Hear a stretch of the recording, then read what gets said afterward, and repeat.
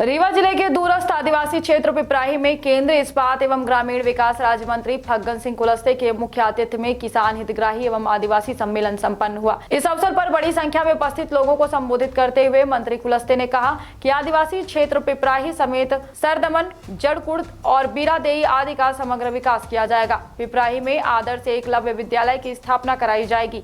इसके साथ ही संचल में स्वास्थ्य सुविधाओं के लिए चलित चिकित्सालय एम्बुलेंस भी उपलब्ध कराई जाएगी, जिसमें चिकित्सक सहित उपचार की अन्य व्यवस्थाएं मौजूद होंगी। उन्होंने कहा कि पिपराही में मनरेगा से रानी दुर्गावती के नाम से पार्क भी बनाया जाएगा। केंद्रीय मंत्री ने आदिवासी सम्मेलन को संबोधित करते हुए कहा कि कमजोर और समाज के अंतिम छोर के व्यक्तियों को शासन की योजनाओं का लाभ समय पर दिलाए जाने के सभी प्रयास किए जाएंगे। उन्होंने कहा कि क्षेत्र में जो लोग प्रधानमंत्री आवास की सूची से बाहर हैं, उन्हें आवास प्लस सर्वे सूची में शामिल कर पक्का आवास भी दिलाया जाएगा। वहीं ग्रामीण अंचल में आवागमन की सुविधा के लिए मनरेगा से सड़कों का निर्माण कराया जाएगा। इसके साथ ही वन भूमि से अनुमति लेकर सड़क निर्माण के कार्य को प्राथमिकता से किए जाएंगे। उन्होंने कहा कि जल संकट से निजात दिलाने के लिए कार्य योजना बनाकर टॉप डैम और जल संवर्धन एवं संरक्षण की भी संरचनाओं का निर्माण कराया जाएगा। श्री कुलस्ते ने कहा कि मऊगंज से पिपराही होकर उत्तर प्रदेश की सीमा को जोड़ने वाले सड़क मार्ग के कार्यों को कराने के प्रयास शासन स्तर से किए जाएंगे। उन्होंने स्वामित्व योजना के तहत पात्र व्यक्तियों को पट्टे दिलाए जाने की बात भी इस अवसर पर कही। श्री कुलस्ते ने कहा कि प्रधानमंत्री जी ने आदिवासी समाज के महानायकों को पहचान दिलाने का कार्य किया है, जिससे आने वाली पीढ़ी उनके बलिदान से परिचित हुई है। श्री कुलस्ते ने कहा कि आदिवासी क्षेत्र में विभिन्न शिक्षण संस्थानों एवं अन्य संस्थानों के नाम इन आदिवासी महानायकों के नाम से रखे जाने चाहिए, ताकि इनकी पहचान अक्षुण्ण रहे।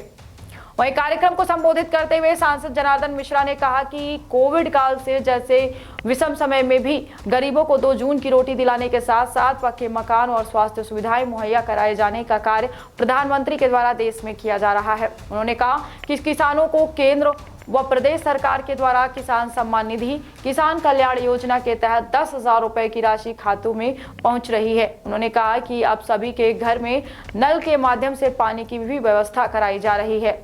श्री मिश्रा ने मऊगंज से पिपराही होकर सड़क मार्ग को उत्तर प्रदेश की सीमा तक जोड़े जाने के लिए केंद्रीय मंत्री से अपनी तरफ से पहल किए जाने का आग्रह किया। वहीं सम्मेलन के संयोजक मध्य प्रदेश राज्य पिछड़ा वर्ग आयोग के सदस्य एवं विधायक मऊगंज प्रदीप पटेल ने अपने उद्बोधन में कहा कि आदिवासी अंचल में किसी भी प्रकार की कोई कठिनाई नहीं आएगी। केंद्र और राज्य सरकार के सहयोग से जन कल्याणकारी विकासोन्मुखी कार्य कराए जा रहे हैं। उन्होंने कहा कि देश में प्रधानमंत्री जी के नेतृत्व में गरीबों के कल्याण के लिए कई योजनाएं और कार्यक्रम संचालित किए जा रहे हैं।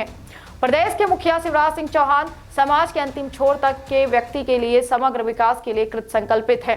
आदिवासी क्षेत्र में आगामी 2024 तक प्रत्येक घर में नल के द्वारा जल पहुंचाया जाएगा। उन्होंने पिपराही में एकलव्य विद्यालय, सीएम राइज स्कूल की स्थापना की भी बात कही। रानी दुर्गावती के नाम से पार्क बनाए जाने का प्रस्ताव रखा, ताकि इस क्षेत्र के लोग भी आदिवासी महापुरुषों से प्रेरणा ले सके। उन्होंने अंदवा नदी पर टॉप डैम और जल संरक्षण संवर्धन की संरचनाएं बनाए जाने की भी मांग रखी। एक बात जरूर है, मैं प्रधानमंत्री जी को बधाई देना चाहता हूं आप सब भाई और बहनों की तरफ से, किसानों की ओर से, कि इस कोविड में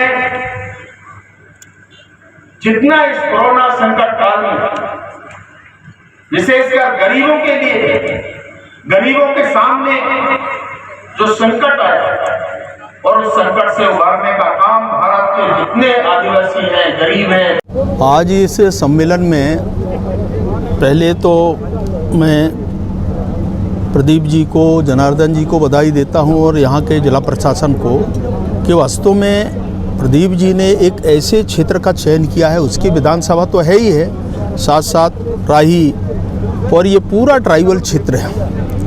और मुझे देखने का ये अवसर मिला, प्रत्यक्ष रूप से मैंने अनुभव किया यहाँ की क्या क्या समस्याएं हैं, और इसलिए कुछ चीज़ें मैंने इंगित किया है कि अगर रीवा में कोई माडा क्षेत्र आता है ट्राइबल का, तो वो आता है आपके यहाँ के इस पिपराही क्षेत्र का।